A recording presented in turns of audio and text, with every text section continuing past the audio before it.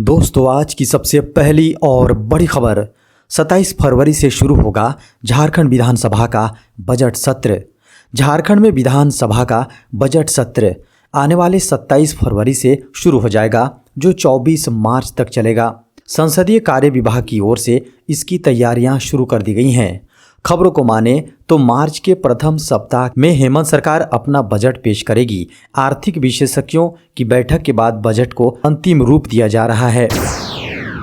केंद्र के बजट में झारखंड को मिली 43,957 करोड़ की रेल परियोजना। केंद्र सरकार के अमृत काल के प्रथम बजट में झारखंड को 43,957 करोड़ रुपए की परियोजनाएं मिली हैं। बताया गया है कि नई रेल लाइन बिछाने, रेल लाइन के डबलिंग और गेज कन्वर्जन की 36 परियोजनाएं झारखंड के हिस्से में आई हैं।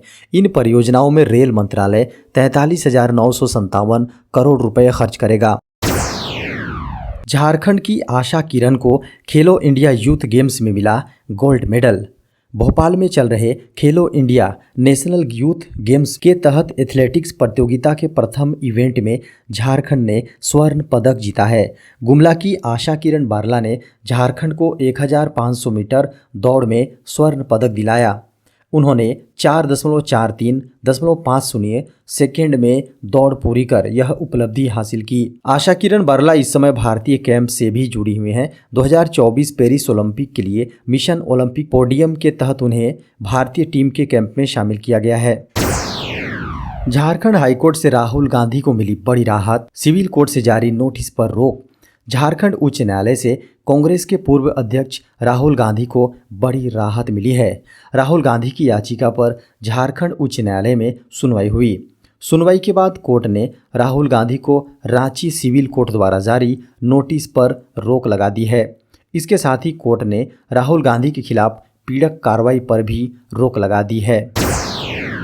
विधि विभाग ने पहले ही माना था 1932 खतियान आधारित स्थानीय नीति को असंवैधानिक। झारखंड के राज्यपाल रमेश बैस ने 1932 के खतियान आधारित स्थानीय नीति से संबंधित विधेयक को राज्य सरकार को वापस लौटा दिया है। उन्होंने विधानसभा के विशेष सत्र में पारित संबंधित विधेयक झारखंड स्थानीय व्यक्तियों की परिभाषा और परिणामी सामाजिक, सांस्कृतिक और अन्य लाभों को ऐसे स्थानीय व्यक्तियों तक विस्तारित करने के लिए विधेयक 2022 की पुनः समीक्षा करने को कहा है। लेकिन राज्यपाल से पहले विधि विभाग ने ही 1932 के खतियान आधारित स्थानीय नीति को असंवैधानिक कह दिया था।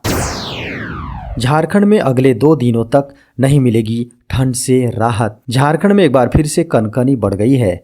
झारखंड में उत्तर भारत और हिमालय से आ रही सर्द हवाओं का असर देखने को मिल रहा है। झारखंड के विभिन्न इलाकों के न्यूनतम तापमान में गिरावट दर्ज की गई है। मौसम विभाग की माने तो राज्यवासियों को कनकनी ठंड से जल्द राहत मिलेगी। बता दें कि प्रदेश के विभिन्न इलाकों में अगले 2 दिन तक न्यूनतम तापमान में 3 से 6 डिग्री की कमी आने से ठंड बढ़ी है। कांग्रेस विधायक कैश कांड से जुड़े मामले में झारखंड हाईकोर्ट में हुई सुनवाई। कांग्रेस विधायक कैश कांड मामले में रांची में किए गए 0 FIR को कोलकाता स्थानांतरित किए जाने के खिलाफ दायर याचिका पर शुक्रवार 3 फरवरी को सुनवाई हुई। अदालत ने सभी पक्षों को सुनने के बाद मामले की विस्तृत सुनवाई के लिए 24 फरवरी की तिथि निर्धारित की है। राज्य सरकार को मामले में बिंदुवार विस्तृत जवाब शपथ पत्र के माध्यम से पेश करने को कहा है। भारतीय वन सेवा में 1006 पद हैं रिक्त। भारतीय वन सेवा में 1006 पद खाली हैं और बीते साल इसमें 188 अधिकारियों की नियुक्ति की गई। पर्यावरण, वन एवं जलवायु परिवर्तन राज्य मंत्री अश्विनी कुमार चौबे ने एक प्रश्न के लिखित जवाब में राज्यसभा को यह जानकारी दी। उन्होंने बताया कि 1 जनवरी 2023 की स्थिति के अनुसार भारतीय वन सेवा में रिक्तियों की संख्या 1006 है। उन्होंने बताया कि फिलहाल भारतीय वन सेवा में 2185 अधिकारी काम कर रहे हैं, जिनमें से 300 अधिकारी अनुसूचित जाति वर्ग से, 201 अनुसूचित जनजाति वर्ग से, 484 अधिकारी अन्य पिछड़ा वर्ग से और 1166 अधिकारी सामान्य वर्ग से और 34 अधिकारी आर्थिक रूप से कमजोर वर्ग से हैं। पीएम मोदी 6 फरवरी को करेंगे इंडिया एनर्जी वीक का उद्घाटन। अगले सप्ताह सोमवार को देश के प्रधानमंत्री नरेंद्र मोदी बेंगलुरु में इंडिया एनर्जी वीक का उद्घाटन करेंगे। यह पहली बार होगा जब भारत इस तरह का आयोजन कर रहा है, जिसमें शीर्ष ऊर्जा कंपनियों के रिकॉर्ड संख्या में सीईओ भाग ले रहे हैं। खबरों को माने तो इसमें दुनिया भर के 650 प्रदर्शक, 34 मंत्री भाग लेंगे। खबरों को माने तो भारत ऊर्जा सप्ताह में प्रधानमंत्री मोदी 2025 तक E20 नामक पहल के तहत इथेनॉल सम्मिश्रण को 20% तक बढ़ाने सहित बड़ी ऊर्जा पहलों का अनावरण करेंगे। लाखों प्लास्टिक पेट बोतलों को रिसाइकिल करके कपड़े का उत्पादन करेंगे। यहाँ प्रधानमंत्री ग्रीन हाइड्रोजन मोबिलिटी रैली का भी उद्घाटन करेंगे। अब सरकार बेचेगी आटा, नाम होगा भारत आटा। केंद्र सरकार आपके लिए भारत आटा ला रही है, जो आपको महज 29.50 यानी कि 29.5 रुपये प्रति किलोग्राम के दाम पर उपलब्ध होगा। वह भी कहीं और नहीं बल्कि आपके घर के बाहर सरकार की मोबाइल वैन पर। यह आटा केंद्र सरकार की ओपन मार्केट सेल स्कीम के जरिए उपलब्ध कराया जा रहा है। दरअसल केंद्र सरकार ने ओपन मार्केट सेल स्कीम के तहत फूड कॉरपोरेशन ऑफ इंडिया के स्टोर्स से महज 23.50 रुपये प्रति किलो की दर, जी हां सस्ती दर पर गेहूं बाजार में उपलब्ध कराया है। इसके तहत केंद्रीय भंडार, national agriculture cooperative marketing federation of India और national cooperative consumers federation of India limited को लगभग 30 लाख मैट्रिक टन गेहूं उपलब्ध कराया गया है। देश में कोरोना के मिले 99 नए मरीज। भारत में एक दिन में कोरोना वायरस संक्रमण के 99 नए मामले सामने आने के बाद देश में अब तक संक्रमित हुए लोगों की संख्या बढ़कर 4,46,83,122 हो गई हैं। वहीं उपचाराधीन मरीजों की संख्या 1,763 से बढ़कर 1,764 पर पहुंच गई हैं। केंद्रीय स्वास्थ्य मंत्रालय की ओर से शुक्रवार सुबह 8 बजे जारी अद्यतन आंकड़ों के अनुसार देश में संक्रमण से अभी तक 5,30,741 लोगों की मौत हुई है। संक्रमण की दैनिक दर 0.06%, जबकि साप्ताहिक दर 0.07% है। वहीं कोरोना वायरस संक्रमण के उपचाराधीन मरीजों की संख्या बढ़कर 1,764 हो गई हैं। आंकड़ों के अनुसार कुल मामलों का 0.01% है। अद्यतन आंकड़ों के मुताबिक देश में मरीजों के रिकवर होने की राष्ट्रीय दर 98.81% है। भारत में अभी तक कुल 4,41,50,617 लोग कोरोना संक्रमण से रिकवर हो चुके हैं, जबकि कोविड-19 से मृत्यु दर 1.19% है। स्वास्थ्य मंत्रालय की वेबसाइट के अनुसार राष्ट्रव्यापी टीकाकरण अभियान के तहत अभी तक कोविड-19 रोधी टीकों की 220.54 करोड़ खुराक दी जा चुकी है। 3 रुपये प्रति लीटर फिर बढ़े अमूल दूध के दाम। बजट पेश होने के 2 दिन बाद ही गुजरात डेयरी कोऑपरेटिव अमूल ने दूध की कीमत बढ़ा दी है। दूध के दाम में 3 रुपये प्रति लीटर तक की वृद्धि की गई है। बढ़े हुए कीमतें 3 फरवरी से लागू हो गई हैं।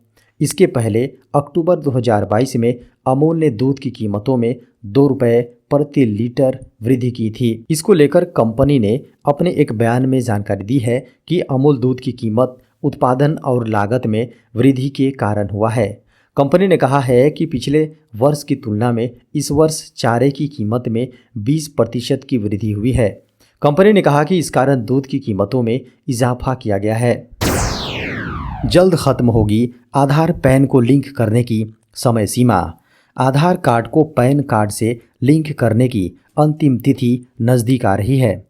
आयकर विभाग ने कहा है कि इन दोनों दस्तावेजों को लिंक करने की अंतिम तारीख 31 मार्च होगी।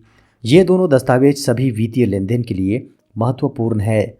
सरकार ने पैन कार्ड के साथ आधार कार्ड का इस्तेमाल अनिवार्य कर दिया है। CBDT के अनुसार अगर आप अपने आधार कार्ड को पैन कार्ड से लिंक नहीं कराते हैं तो आपका पैन डीएक्टिवेट हो जाएगा। तो आपके पास 31 मार्च तक का समय है। 1 अप्रैल 2023 से पैन आपके लिए काम नहीं करेगा। VRS लेने वालों को सुप्रीम कोर्ट का बड़ा झटका। सुप्रीम कोर्ट ने कहा है कि सेवानिवृत्ति की तारीख से पहले स्वैच्छिक सेवानिवृत्ति यानी बीआरएस लेने वाले कर्मचारी सेवानिवृत्ति की उम्र पूरी करने के बाद सेवानिवृत्त होने वालों के साथ समानता का दावा नहीं कर सकते हैं। सुप्रीम कोर्ट की यह टिप्पणी बम्बई उच्च न्यायालय के एक फैसले को चुनौती देने वाली याचिका की सुनवाई के दौरान आई। यह याचिका वीआरएस लेने वाले कर्मचारियों ने दायर की थी, जिन्हें वेतनमान में संशोधन के लाभ से वंचित रखा गया था। न्यायमूर्ति अनिरुद्ध बोस और न्यायमूर्ति एस रविंद्र भट्ट की पीठ ने कहा कि महाराष्ट्र राज्य वित्तीय निगम के वे कर्मचारी अलग स्थिति में हैं जिन्होंने वीआरएस का लाभ लिया और सेवा को स्वेच्छा से छोड़ दिया। पीठ ने कहा, यह माना जाता है कि वीआरएस लेने वाले कर्मचारी ऐसे लोगों के साथ समानता का दावा नहीं कर सकते हैं जो कार्यकाल पूरा करने के बाद सेवानिवृत्त हुए हैं। वे उन लोगों के साथ समानता का दावा नहीं कर सकते हैं जिन्होंने लगातार काम किया, अपने कर्तव्यों का निर्वहन किया और उसके बाद सेवानिवृत्त हुए। देश में सुपर फास्ट होगा इंटरनेट, सरकार ने ब्रॉडबैंड की परिभाषा में किया बदलाव। अभी तक 512 केबीपीएस को ब्रॉडबैंड माना जाता था। भारत में ब्रॉडबैंड के लगभग 85 करोड़ ग्राहक हैं। इसमें से 82.5 करोड़ ग्राहक मोबाइल पर ब्रॉडबैंड का इस्तेमाल करते हैं। यही नहीं, देश में 2.5 करोड़ लोगों के पास लैंडलाइन ब्रॉडबैंड है। अब कंपनियों को ब्रॉडबैंड कहलाने के लिए स्पीड बढ़ानी होगी। अधिसूचना में कहा गया है कि अब 2G 3G सर्विस ब्रॉडबैंड की कैटेगरी में नहीं आएगी। ट्राई ने 2013 और 2021 में स्पीड बढ़ाने की सिफारिश की थी। बता दें कि ट्राई ने 2013 और 2021 में स्पीड बढ़ाने की सिफारिश की थी।